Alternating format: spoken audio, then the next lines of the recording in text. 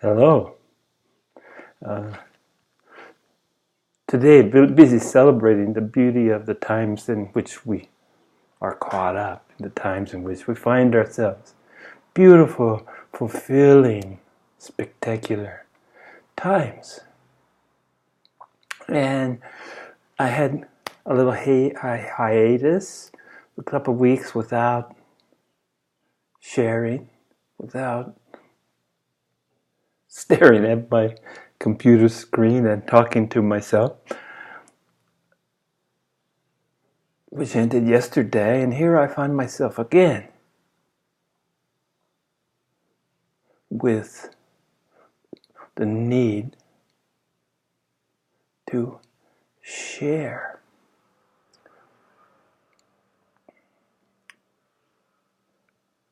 And it's ironic that I just said the need to share, because at some point, after years of silence,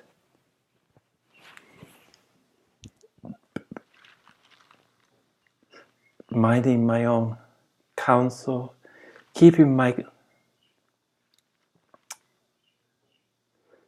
cards close to my vest in the gambling parlance, I didn't share my internal dialogue, my work, my search, my journey. I just didn't share it. So focused inward that it seemed inappropriate to bring my inner work and express it in an outward manner. Well, all that changed just a few years ago when I basically took an oath of sharing, which means that things heretofore secretive, internalized, non-verbalized,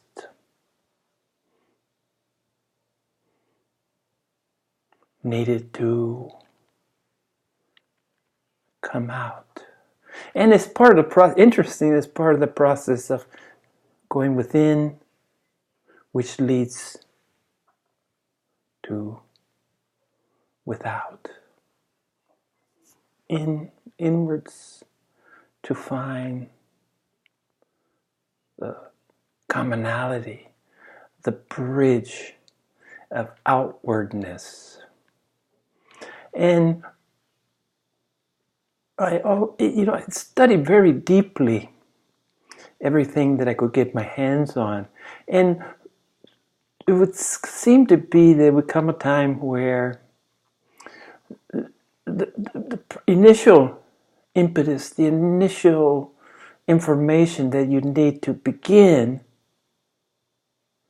and support of your journey. This is where a guru comes in handy. Someone that can not only be a living example, but encourage you by their very presence to start your inward journey. And like everything else, the guru, the teacher, the master has a role to fulfill, and the role is to guide you. The role is to be a living example of the principles. But essentially, he or she prepares you, brings you to the edge of the precipice. And non-verbally, because by this time, nothing is happening on a verbal level. It's all through feeling, for lack of a better word. Feeling kind of fails to encompass it, just like when you say the sunset is beautiful. Well, language falls short. And in this case, it's aptly so.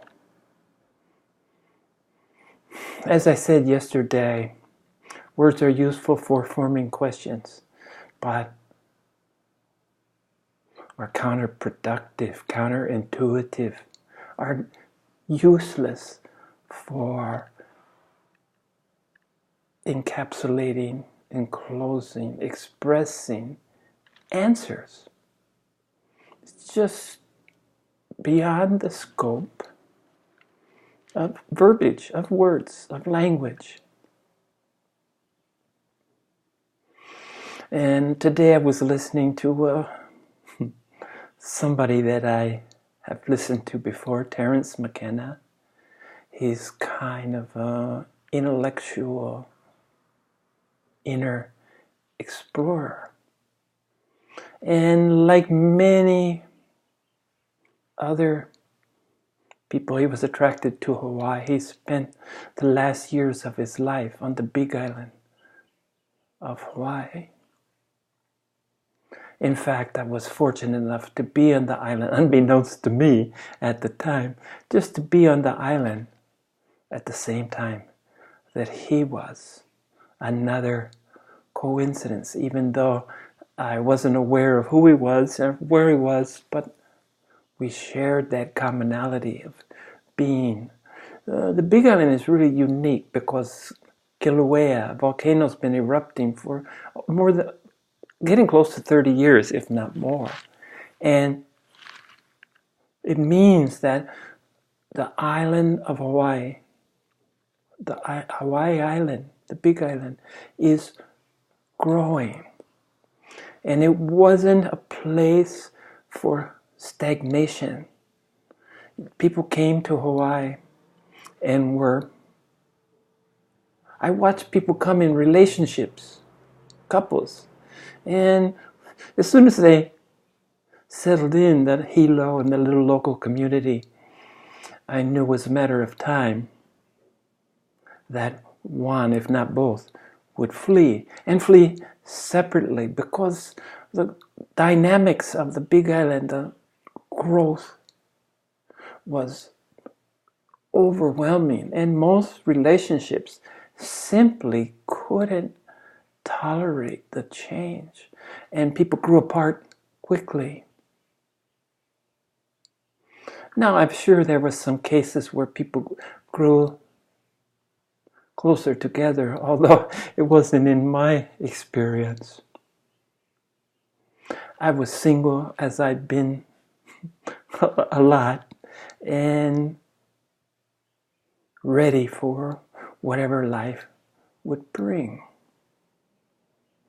But to go back, get to a place where, at first I thought esoteric, it was a secret, that there was a closely held secret, and that there's certain levels of... I remember my teacher told me he's going to start introducing me to advanced principles, because he had a very simple message.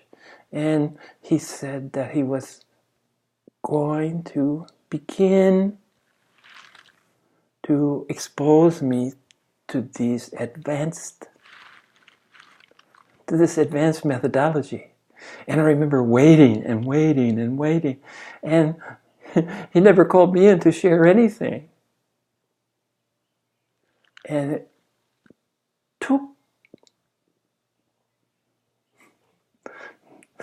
it took a while to catch on, to pay attention that the teachings were coming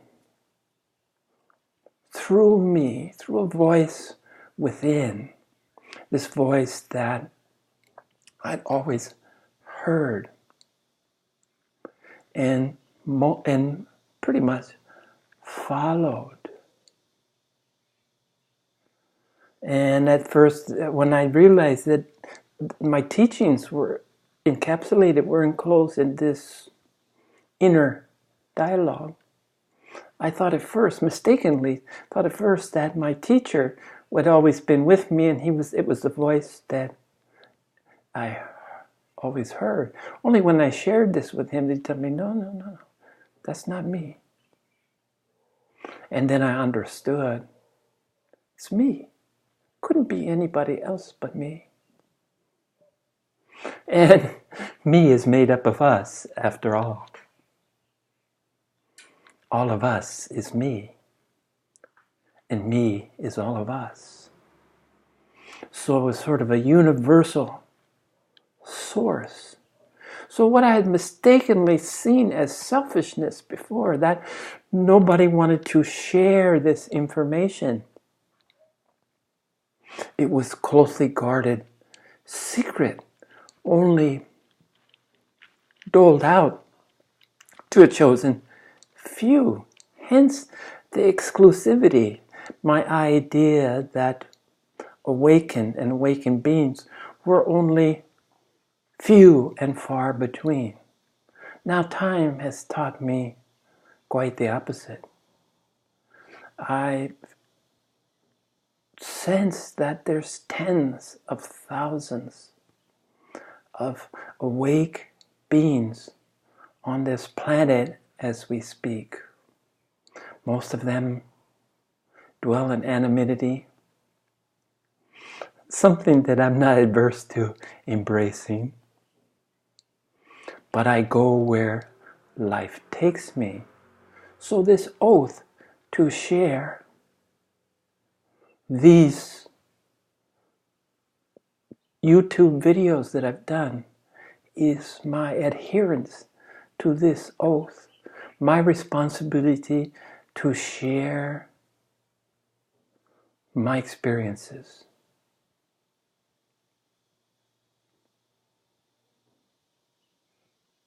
And I believe that that others have a similar responsibility. But this wasn't imposed on me. No one told me. If someone had told me I had to share, I would have said absolutely not. I would have dug in my heels. I'm a stubborn sort, after all. Rebellious to the nth degree. But my voice guided me. And I heard Terence McKenna. What reminded me and what made me want to share is that in his life he experienced a similar opportunity to take such an oath, that he would share secrets. And one of the things that he's really interested in, that flies in the face of scientific inquiry, scientific laws, goes back, certainly he claims no originality. It goes back to the Alchemist. And he mentioned somebody, John Dee, an Elizabethan alchemist, mathematician, astrologer. Somebody new to me. And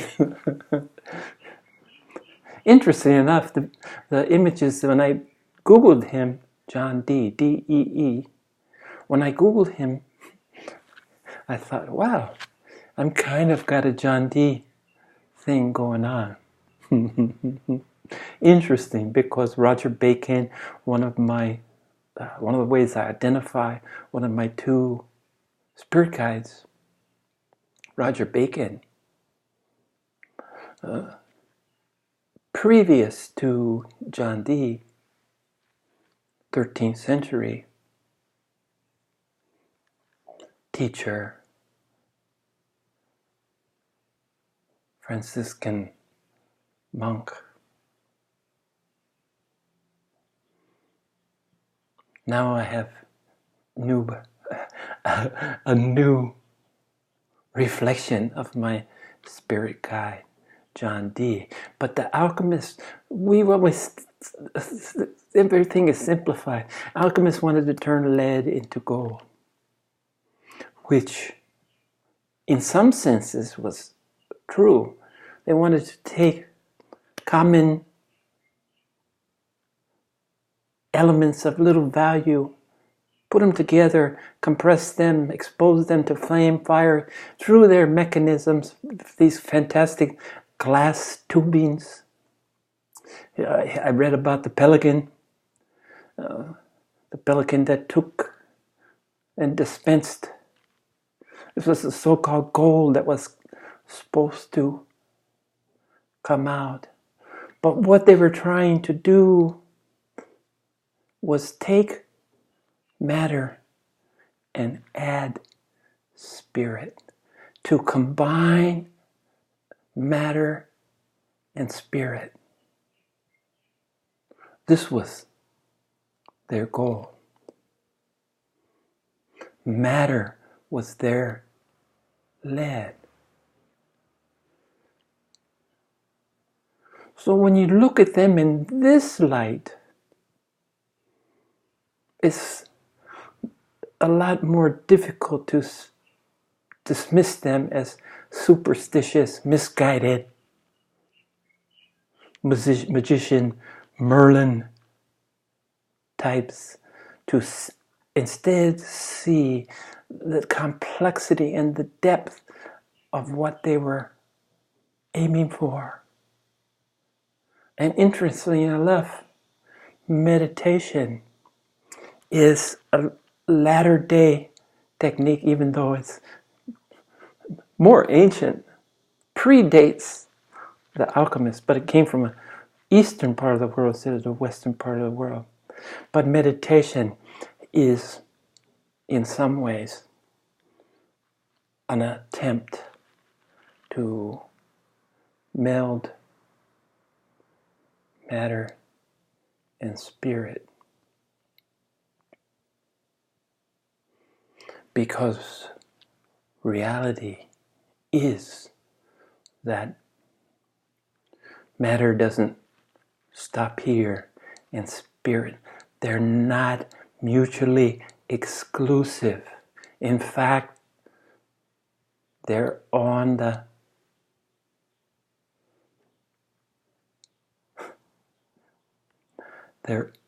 same sphere. Spirituality has matter contained within it.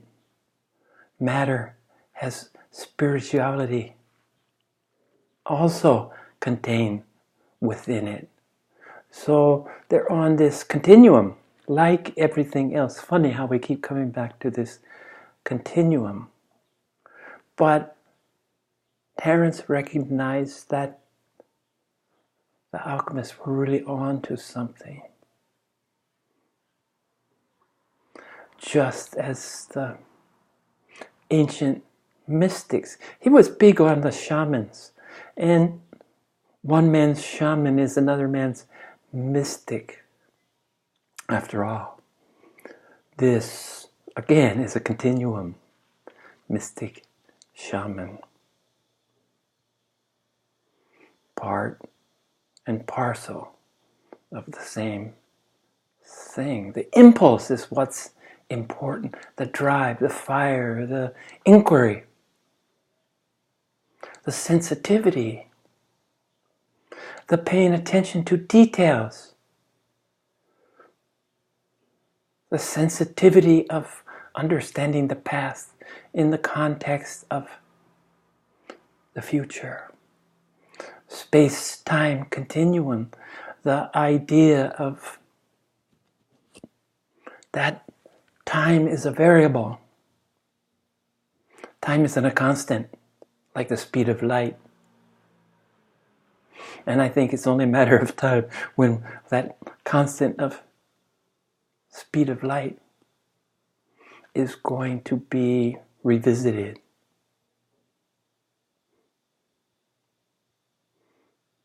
But anyway, I digress, as is my wont.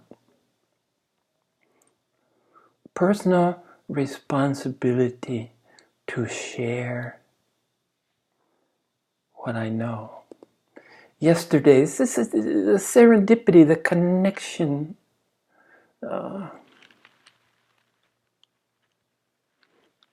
There's a word that it's not serendipity, but serendipity is kind of a happy accident. But there's another word that it encompasses the connectivity of all things. And Terence talked about time speeding up. And I talked about words. Words are available to us through listening, but we can't see words unless we look at a book. And then he talked about expanding my understanding of language, that there's beings, in his experience, he met beings that visually communicated. Their words were colors. The words themselves were visible. So this adds to my understanding. And maybe this accounts for that kind of in-xing, as they say in Chinese, heart-to-heart communication. Maybe the beings that communicated to him where their language was visible. You could see it. He could see it. And now I'm beginning to look at this kind of heart to heart. I went to the limits of language. But like everything else, language can be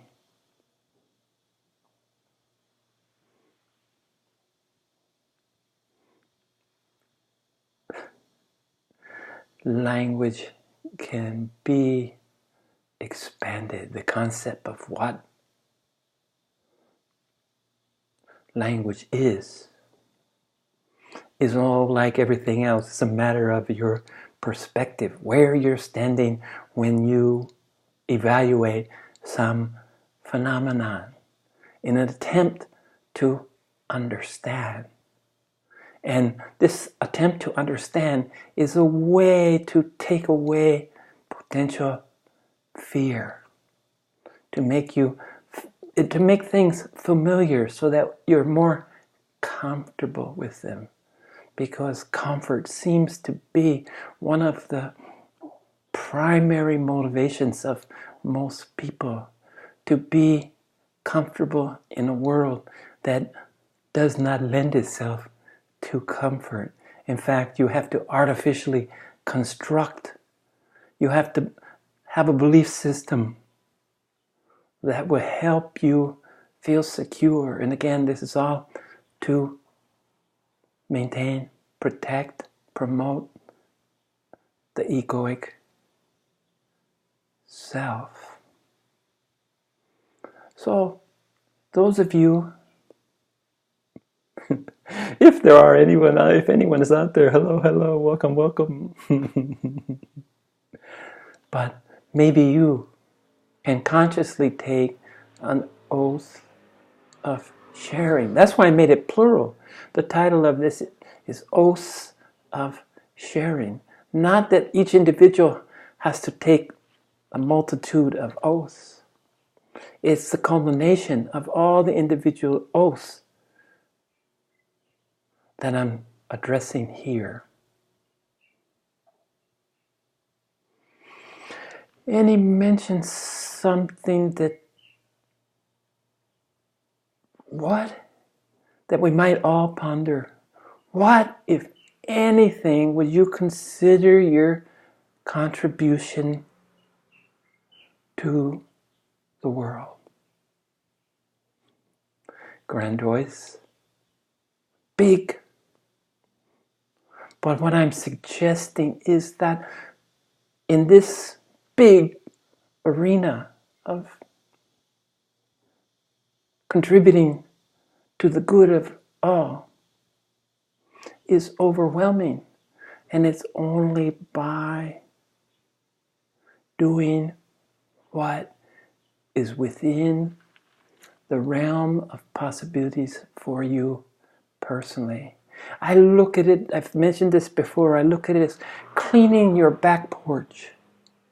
Usually back porch, get everything tossed out there and it's just a jumble, and you seldom will use the back door because it just reminds you of things that you don't know, you don't want to deal with, you don't know how to sort, you don't know how to get rid of them. And this could be mental too, emotional. But I'm talking physical right now. But we extend it, we can extrapolate it to all the levels. So I'm thinking of cleaning my back porch. Well, where I'm living, I don't have a back porch, I just have an entrance. And things have accumulated through the entrance in the garage. Previous to me, my brother was here, and there's his things that are still there, and I'm in the process of cleaning that, because in the spirit of this idea, this concept that what's within our power, how we can contribute to the world, is to clean our back, our front porch.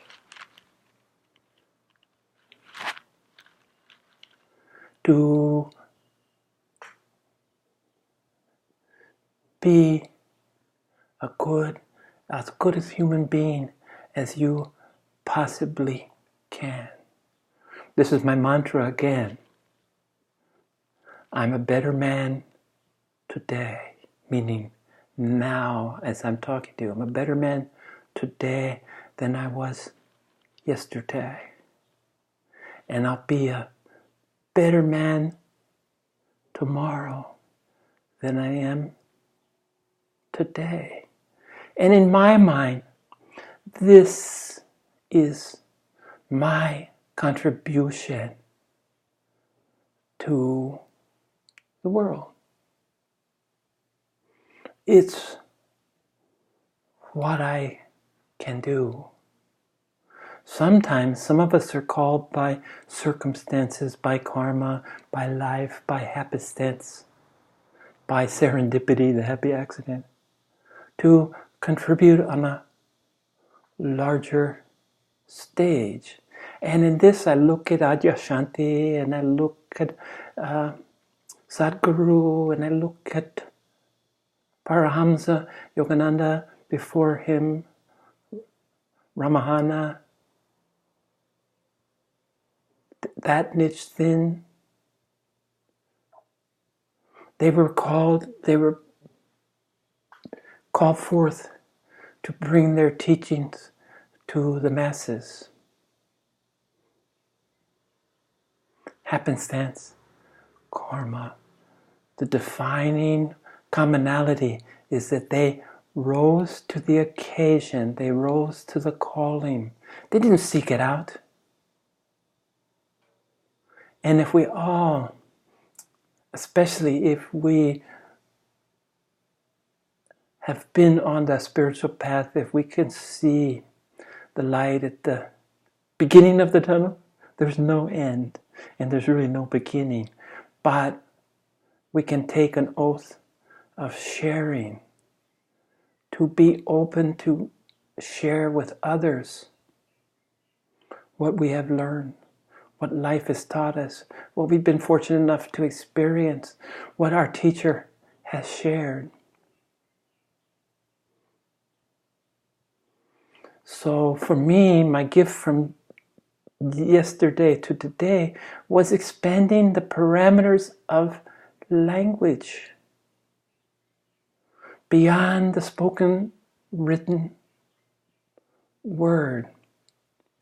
Is a language that's visible, a language of colors, geometric shapes. That is the lingua franca of beings from other dimensions.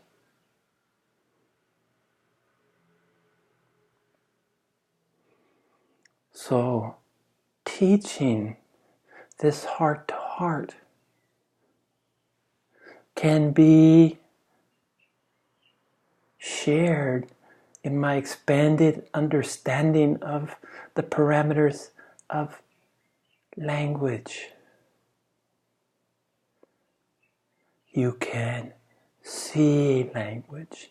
And in some ways, this is what we attempt to be reflective of. You can see my heart. You can hear my heart. You can share my heart, as we both have the commonality of expansion of what? Pushing the limits of our senses, understanding that any limitation is by definition artificially constructed. It's an artificial construct. It's a result of culture. It's a result of belief systems. And all these things, at one point or another, you have to recognize as potential adversaries, because they lead you to follow the herd. They lead you away from thinking. They lead you away from exploring something new, something different, in the hopes of finding something better. Limitations of belief systems, culturally imposed limitations. Materialism is the biggest enemy of Western people, and increasingly raising its head amongst the denizens of the East, as all those Chinese and Indonesians and Malaysians look at America and say, I want that too. But built into these material pursuits are limitations. There's physically not enough stuff that everybody can have the same material goods. And those of us in the West that have been spoiled and privileged will reach a point where we find them of no consequence. I always felt that legislation against marijuana, you could smoke a joint and watch the sunset. It flew in the face of commercialism, consumerism, materialism. You could simply sit and talk with friends, sit around a candle, go to the beach, take a walk. Doesn't cost money. You're not contributing to the largesse of the capitalistic elite. And that was why it was so legislated against. That's why you went to jail. Now it's interesting to see what's going to be the result of this gradual legalization and acceptance of marijuana. I'm sitting in Taiwan and I'm wondering how long it'll take to get here. Probably quite a while, because this place is resistant to change. In fact, marijuana is listed as a class 1 narcotic, and it's still punishable by the death penalty, even though I think no one has been killed for marijuana. It's still a reality of the time.